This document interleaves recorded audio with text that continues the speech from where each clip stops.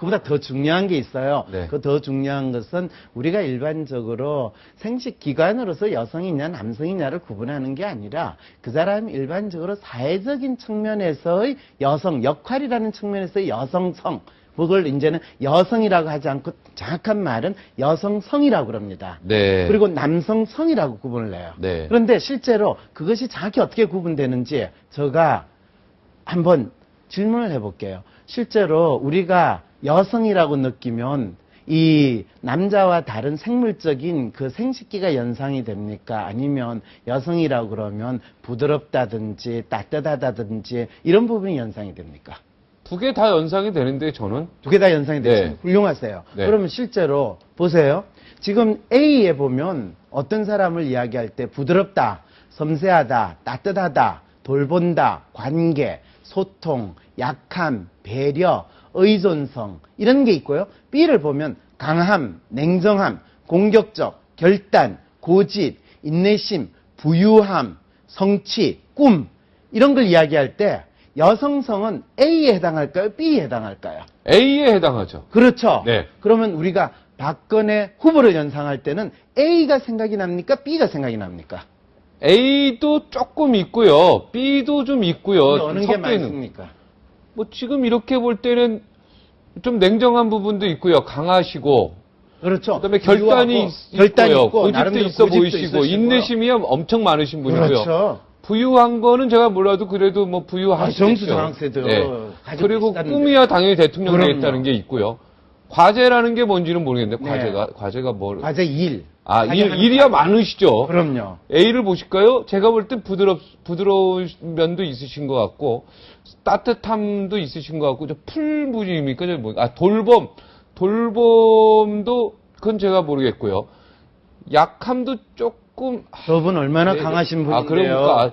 소통은 뭐 불통이라는 얘기가 자꾸 있어서, 그런 부분이 있고, 뭐 B도 있고, A도 조금은 있네요. 네. 예. 저를 보면요. 네. 부드러움이 느껴집니까? 아니면 강함이 느껴집니까? 독함이 느껴집니까? 부드러움이 느껴집니다. 저는 훨씬 부드럽습니다. 네. 그리고 저 약해요. 그 수많은 공격을 받고 제가 하지도 않은 이야기를 했다고 그럴 때 쫄여가지고 왜 이러나 저거 안 했는데요. 저희 청장님이 황 교수 왜 이렇게 소란을 일으켜요. 사과하세요. 이메일 때 청장님 죄송합니다. 그런데 저거 하지도 않은 이야기인데 시간이 가면 해결이 되지 않겠습니까? 연세대 총장이 경고 보냈습니까? 경고 이메일이 날라왔더라고. 네. 그 바쁘신 분한테 제가 번거롭게 해서 얼마나 죄송한지 몰라. 네. 근데 제가 그 이야기를 했으면 네. 제가 뭐라고 안 했는데 사실은 모든 인간이요. 이 여성성이냐 남성성이냐라고 하면 인간에게서는 이 두 가지 속성을 상징을 다 가지고 있어요. 네. 그런데 아까 생식기의 측면에서 이야기하는 건 하나밖에 안 가지고 있어요. 네. 그래서 생식기라는 측면을 이야기하지 말고 우리가 여성이라고 이야기할 때는 그 사람이 가지고 있는 여성성과 남성성을 봐야 되는데 대개는 우리가 어릴 때는 생식기의 영향 때문에 특정한 성향이 하나 뚜렷해요. 되게 남자아이라고 그러면 남성의 생식기를 가지고 남성성이 강한데 나이가 보통 40이나 50이 들어가면요. 생식기와는 관계없이 남자인 경우라도 나이가 들어가면 좀 잔소리가 많아진다든지 신경질이 는다든지 쪼잔해진다든지 그 뭐 호르몬도 여성 호르몬이 나오는 거 아닙니까? 바로 그거예요. 가면서요. 바로 그거예요. 네. 그거를 이제 의학적으로 설명할 때 생물적으로는 호르몬이라고 이야기하고요. 심리학적으로 이야기할 때는 그것이 남성성과 여성성의 변화가 일어난다라고 이야기를 해주는 네. 거죠. 그럴 때 우리가 여성 대통령이라고 이야기할 때는 그 사람이 어떤 생식기를 가지고 있느냐를 이야기하는 것이 아니라 그 사람이 대중들에게 국민들에게 어떤 여성성이나 남성성의 특성을 보여주고 있는가를 봐야 되는데 사실은 저 개인적으로 국민들에게 대중들에게서 박근혜 후보는 어떤 느낌을 더 주고 있느냐 하면 사실은 치마를 두른 대장부 같은 그런 이미지를 주고 있거든요. 네. 근데 그런 분을 두고 아니 새누리당에서 여성 대통령이라고 그러면 그분이 가지고 있는 가장 큰 강점을 갑자기 희석시키면서 갑자기 이분도 알고 보면 부드러우신 분이에요. 이분도 알고 보면 섬세하신 분이에요. 그래서 우리는 대통령을 뽑아줍시다. 이런 마케팅을 하게 되는 상황이 벌어지는 거예요. 그래도 하여튼 생물학적으로는 누가 봐도 여성 대통령 아니겠습니까? 지금 무슨 소리예요? 그러면 아닌가요? 이제는 박종진, 박근혜는 여전히 생물학적으로 여성이다. 이렇게 주장을 하시려고. 아니 그런 게 아니라 이게 좀 말이 이상하게 되는데요. 저 네. 나머지 영상부터 보고 얘기해요. 예, 동아일보에서 아마 그렇게 타이틀을 이번에 오늘 꼭 내겠죠, 이제. 아니, 그래. 예. 그게 좀, 나도 헷갈리는데, 네, 지금 잠깐만. 박종진 앵커를 아니. 노리고 있는 네, 동아일보 알겠습니다. 기자들 많이 자, 빼요. 영상 아까 끝까지 다 본 거군요. 예.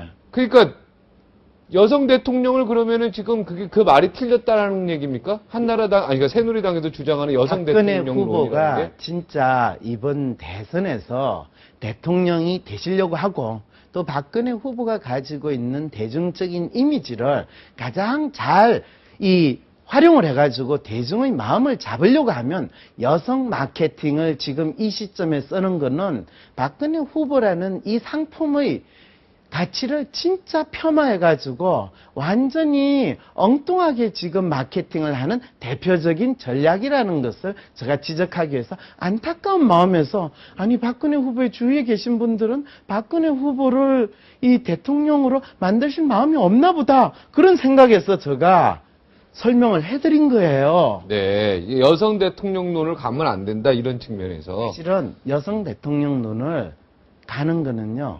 지금 하면 안 돼요. 이 단일화 논란이 잦아들고 어느 한 사람으로 단일화가 됐을 때요. 그때 마지막으로 국민들의 마음을 탁 잡고 국민들의 마음을 흔들 수 있는 최종적인 전략이 여성 대통령이 아니라 여성이 되고자 했으나 될 수 없었던 비운의 여성 대통령론을 지향을 했다면 국민들이 마지막 순간에 맞아. 박근혜 후보가 여성으로 살고 싶었는데 부모님이 흉탄에 돌아가시고 그리고 본인이 정치를 할 수밖에 없는 부모의 가업을 이어받아가지고 정치를 하다 보니까 그냥 일반적인 여성처럼 결혼을 하고 아이를 낳는 그 행복을 누리지 못하고 당신은 희생을 했으니까 얼마나 가슴이 아프냐. 그리고 우리 국민들은 박근혜 후보에 대해서 마음의 빚을 졌으니까 이번에 그래 저 사람이 여성이 되고자 했으나 여성이 되지 못한 그 사람을 우리는 위해서 표를 주자. 이렇게 됐으면 선거하기 한 일주일이나 보름 전에만 이 이야기를 딱 하면서 그것도 여성 대통령이 아니라 앞에 비운회가 들어가야 비운의 여성 대통령이라는 이걸 했으면 여성이 되고자 했지만 네. 여성이 그런 제대로 되지 못한 이렇게 됩니까? 그 안타까운 사람을 우리는 국민들은 빚을 갚아야 돼요. 마음의 제목이 또 나오네요. 갚아야 돼요. 여성이 되고자 했지만 여성이 되지 못한 비운의 여성 대통령. 네. 이렇게 또 그렇죠. 제목이 잘, 쫙 나올 것 같습니다. 그냥 언론 용어란 미다시 잘 뽑으시네요. 네. 그랬으면 박근혜 후보 국민의 마음을 마지막 순간에 확 잡을 수 있었어요. 네. 그리고 조선일보 칼럼에 어떤 분이 그러더라고요. 네. 박근혜 후보가 국민에게 준 게 뭐가 있느냐. 무엇으로 이 국민의 마음을 잡으려고 하냐. 김창균 칼럼니스트가 그 칼럼을 썼는데 제가 조선일보에서 그 칼럼을 딱 보는 순간 아니 이분이 진짜 찍을 걸 제대로 찍으셨네. 이제는 조선일보가 박근혜 후보에서 마음을 던지기로 했나 보다. 이 생각이 드는데 정확하게 핵심을 찍었어요. 선거에 이제 한 4, 50일 남은 이 시점에서 박근혜 후보가 뭘 했냐. 그랬을 때 여성 대통령이라고 나오는 것 자체는 아주 잘못된 마케팅의 전형적인 사례거든요.